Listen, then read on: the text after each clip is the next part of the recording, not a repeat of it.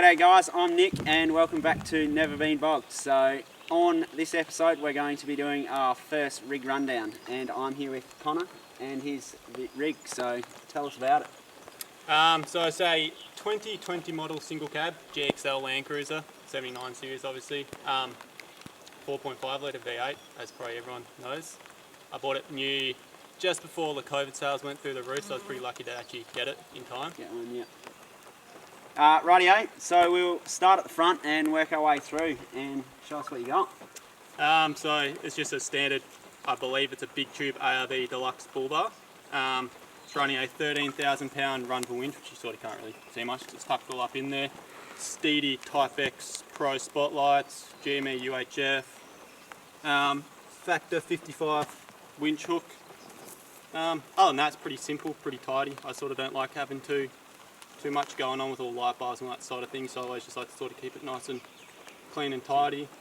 It's all colour coded to the colour of the flares, which I think is called Aztec Silver, so I went for sort of a bit of a blue and a silver theme to sort of break up the dark colours.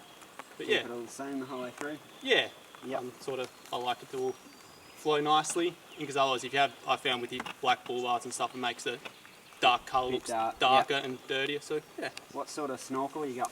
It's a Safari RMAX snorkel, because obviously the standard ones aren't a sealed unit, so that went on when I bought the car straight away. I supplied all that sort of stuff along with all the bars and steps and rails, and yeah. Run us through what rims, tyres and suspension you're running. So suspension wise it's pretty simple and pretty basic. It just has an Old Man Emu Nitro Charger 50mm lift kit. I sort of went for simplicity over what I've run in the past. I had Fox IFP shocks, whatever they're called, in my Hilux before this, and considering what I paid for them, they were pretty crappy, pretty shit. Pretty average, So I just went for a simple basic Old Man Emu 50mm kit. It is a GVM upgraded kit, because it's got obviously pretty heavy duty leaps in the back for towing and the canopy setup. And then wheels and tyre wise, it's probably my favourite part of the car. Method NV305s, I'm pretty sure they're called. Heavy duty, so they can carry all the weight, 1.8 tonne rated per rim. And then the tyres are a Mickey Thompson MTZP3 in a 295/70/17. Sort of like biggest I can run before I had to change all radius arms and all that sort of stuff. So how wide are your rims? They're 17 by 8.5, zero offset, I'm pretty sure what they were. So yeah, it's got all cars correction bushes in the front arms to sort of correct 50mm lift, not that there's not much to correct. So yeah, again, simplicity, functionality is what I went for. So yeah.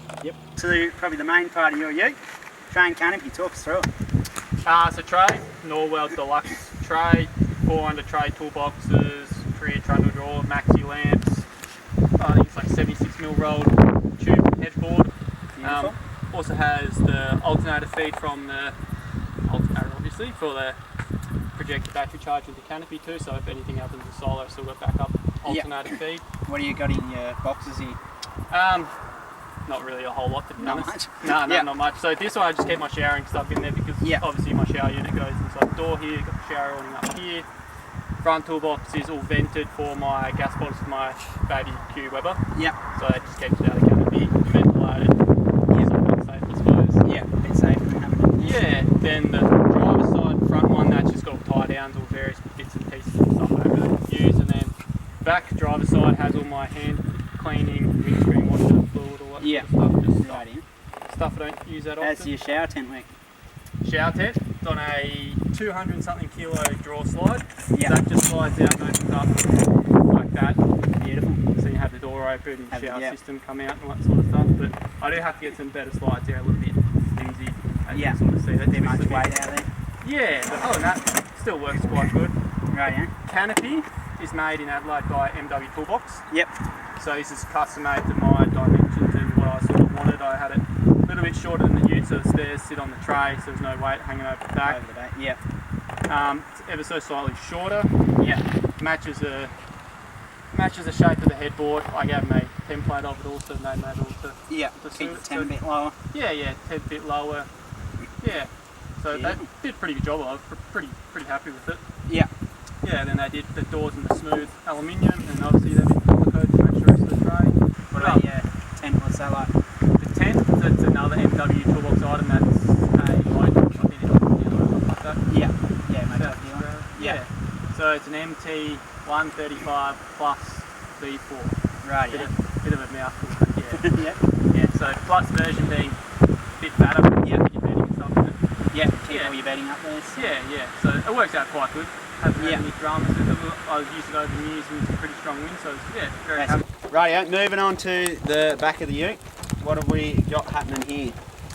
Again, back's pretty simple because I like simplicity and keeping everything clean and tidy. On the back, below my tent, I have a little dove sort of tail, I suppose what you call them. That holds my 2 end lights, which are all Steedy. I think they're the ST series work lights. ST2s. Yeah, something along those lines. Obviously, all matching blue thingies. I know what you call them.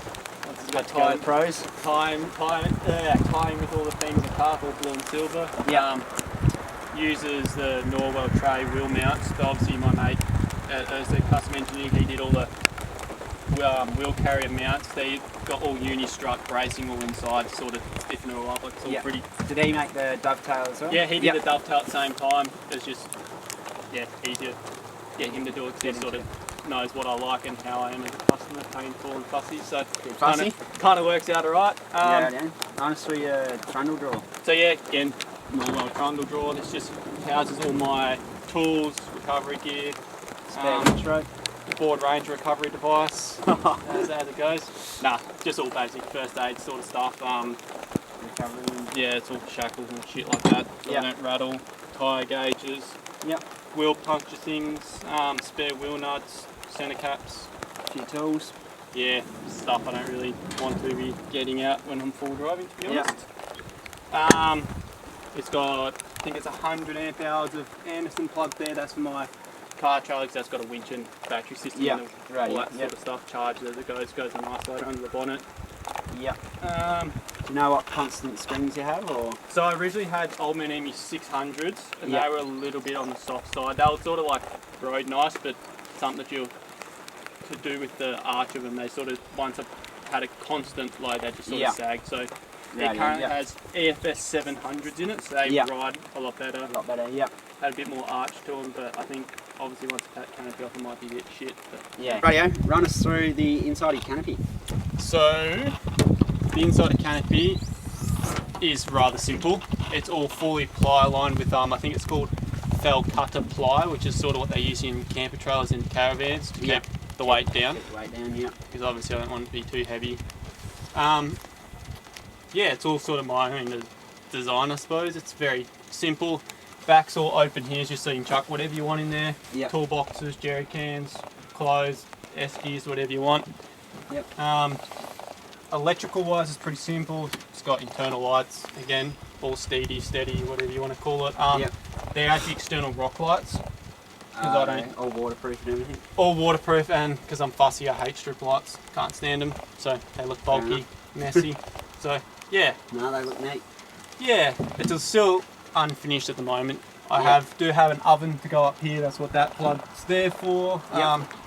Obviously, up the front here, sort of hard to see, but that's actually a box. So every single electrical connection and joint in the wiring system is all in here. In the box, in the box. So there's no other wiring joints anywhere other than in the box. If anything goes wrong, I've got 2 bolts here, and it drop obviously take the fridge slide out and open it. So it's just got solar. It's got, I think it's 230 watts of solar on the rooftop tent. That's also a Motop product. Ties in all nicely. Bolts in, clean and tidy. What sort of battery management you got going? So again, it's very simple. I haven't got lithium. It's just a simple, basic AGM setup.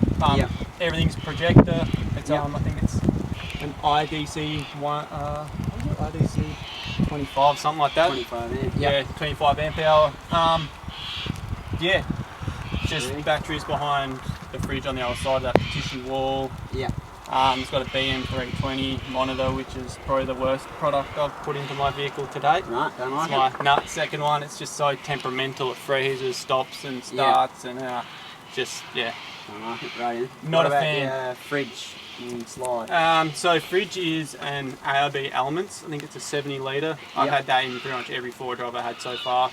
I was sort of umming and ahhing between getting a drop-down slide or putting a upright in it, and a few people I've spoke to reckon uprights cold air falls out of them when you open them. Not as efficient. Right. So yeah, and this is just I think it's a DS60 drop down fridge slide. So yeah, all works pretty good. So that my short girlfriend can reach into the fridge. Cable chain, keep all the cable nice and clean, tidy, so nothing gets tangled up when you're opening and closing it. Yeah, other than that, sort of, again, everything's nice and simple because I'd sort of grown up around camping, so I'm not sort of big on having convection oven, fridge, washing machine, dishwasher all in the canopy. I like just simple stuff. So simple, keep it simple. Yeah, that's it. Same with the electrical system's all very simple, very basic, but it works. So yeah, I'm happy. But yeah, and then down the back, I just have 50 amps of Anderson plug on each side. Obviously I use that for my hot water service, or in the future I wouldn't mind getting a smaller fridge, just have permanently as a freezer for meat and all that sort of stuff. So yeah, and then in the far corner is just where I get my telescopic ladder for my tent. Yeah, other than that it's all relatively simple. Yeah, phone chargers, obviously circuit breakers for each Anderson plug. Then I've actually got power to the tent, so I've got 2 USB plugs, a cigarette plug, an interior light. I think that's sort of all it is. Just simple. Nice. Yeah, charge up phones while you're sleeping and have a light in there. It's all pretty handy. So yeah. Groovy. Do I see a light on the front of the tray there? Yeah. So these lights obviously don't do anything when the canopy's on because blocks it out, but therefore when I have no canopy on, I obviously did that before. Yeah, when you take the canopy off, you've still got rear work lights. Yeah, and that was all done before I got the canopy, so I've only had the canopy for I think, it's come up 10 months now. It's taken me a fair while to finish it because I'm fussy and lacking money with other hobbies and other expenses. So yeah, and then in the headboard of the tray here, sort of hard to see, but I've also got 50 amps of power running from another dual battery system under the bonnet, so that runs up there, so I can run my fridge in the back of the ute. Without the canopy, Yep, and I also have alternator feed, which is running off a isolator or circuit breaker under the bonnet too, very similar to how I have the tow bar at the back. So that feeds the alternator feed on the projector unit if there's no solar available while you're driving, so it's got 2 feeds of power, sort of foolproof, make sure you've got power all the time. No, I like it. And I think it's, I don't know if I mentioned, it's 170 amp hours at HM battery, so it's pretty hefty, fair bit of weight in there. So yeah, but everything's sort of balanced. So the fridge being 70 litres, and the fridge side, that keeps weight on this side, and then the battery balances the other side. So I'll sort of, and all my heavy things, all forward of the back wheel. So that's sort of like a key thing. That's what I like about the dual cabs with the wheel and the overhang. So yeah, then that way we just chuck all clothes bags and stuff. But then that's the bungs for the spare wheel. I haven't quite finished that yet. I'd like to put a eyelet on those, so I have sort of like a structural tie-down point. Bit excessive, but I like excessive and overkill. I like when nothing's going to go wrong. So yeah, but other than that, simple, works, and I'm happy with it. So that's what I work on. Other side now. So what do you got happening here? So the other side's pretty simple. Battery is a slimline battery behind here, as I mentioned before. It's sort of, this is all there to kind of hide it. But this is just a pull out drawer. So obviously I did everything inside myself. Made it all yourself? Yeah, made all this sort of stuff. It's still in the finishing stages. I'd like to run a couple terminals up here in case I've got to either charge the battery up if something goes wrong or whatnot, or I can jump start cars off it, but I haven't got that far yet. Eventually I'd like to put a retractable hose in there because obviously I haven't got an air compressor in yet. Still sort of work in progress, but yeah, this is just sort of, that's it. But yeah, it's just a cutlery drawer just for like all my cooking sort of stuff and all that. Utensils and stuff. Yeah, so yeah, other than that, everything sort of has its place and its spot, so yeah. Right, let's have a look under the bonnet.